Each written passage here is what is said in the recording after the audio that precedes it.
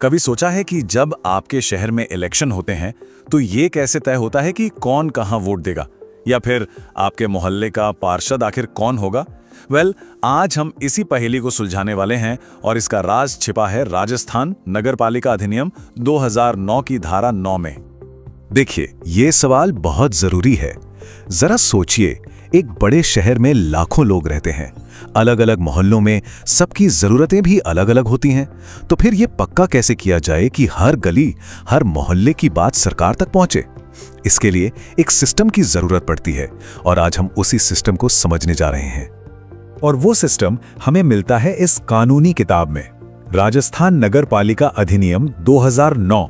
ये सिर्फ एक कानून नहीं है, बल्कि एक तरह की गाइड बुक है जो बताती है कि कोई भी शहर कैसे चलाया जाएगा। तो चलिए सीधे मुद्दे पर आते हैं और सीधा गोता लगाते हैं धारा 9 में। इसका नाम है वार्डों में विभाजन। यही वो धारा है जो हमारे सारे शुरुआती सवालों का जवाब देगी। तो तैयार हैं? चलिए शुरू करते हैं। तो सबसे पहले ये समझ लेते हैं कि ये वार्ड आखिर है क्या। देखिए, इसे आप अपने पड़ोस या मोहल्ले की तरह समझ सकते हैं। ये शहर का एक छोटा सा हिस्सा है जहां के लोग मिलकर एक पार्षद चुनते हैं जो नगर पालिका में उनकी आवाज बनता है।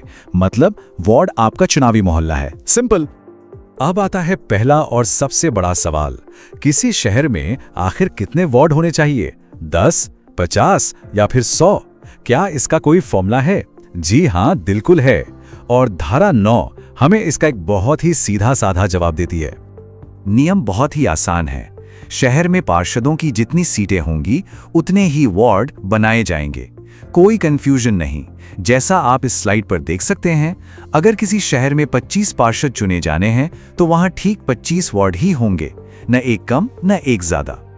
तो इस पहले सिद्धांत का निचोड़ बस इतना सा है।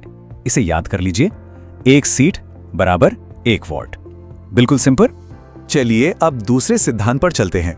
हमने ये तो जान लिया कि कितने वार्ड होंगे, लेकिन अब असली सवाल आता है कि शहर को इन वार्डों में बांटने का आधार क्या होगा।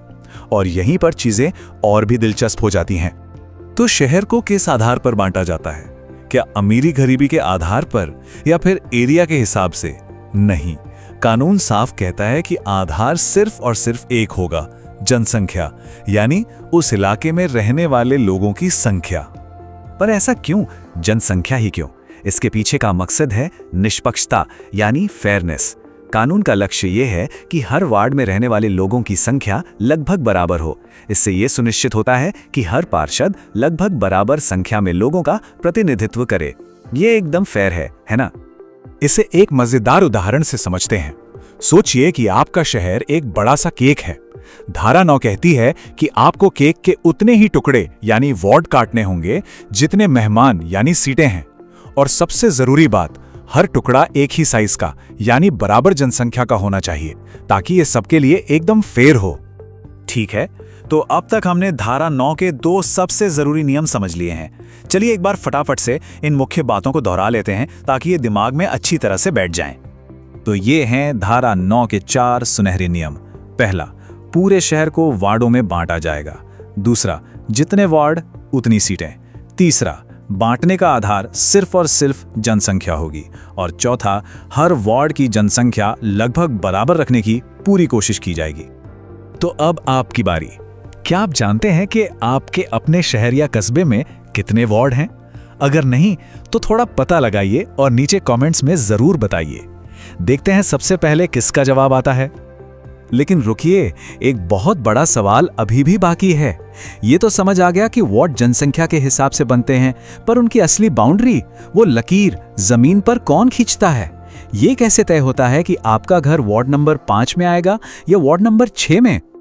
इस बड़े सवाल का जवाब एक सस्पेंस है जो खुलेगा हमारे अगले वीडियो में, जहां हम धारा 10 को पूरी तरह से समझेंगे, जो इन सीमाओं के निर्धारण के बारे में ही है। आप उसे बिल्कुल भी मिस नहीं करना चाहेंगे। अगर आपको इस वीडियो से कुछ भी नया सीखने को मिला या जानकारी उपयोगी लगी तो एक लाइक जरूर करें और स्मार्टेस्ट सिंपल चैनल को सब्सक्राइब करना न भूलें। आपके एक लाइक से हमें ऐसे वीडियो बनाने में सच में बहुत मदद मिलती है। और याद रखिए, हम आपकी तैयारी को रुकने नहीं देंगे। इसीलिए हम हर एक दिन 3 अलग-अलग धाराओं पर 3 नए वीडियो अपलोड करते हैं ताकि आप कानून को जल्दी और अच्छे से समझ सकें। तो सुबह 10 बजे, दोपहर 3 बजे और रात 8 बजे कानून को आसान भाषा में समझने के लिए हमसे जुड़ना न भूलें। देखने के लिए बहुत बहुत शुक्रिया और मैं आपसे मिलूंगा अगले वीडियो में।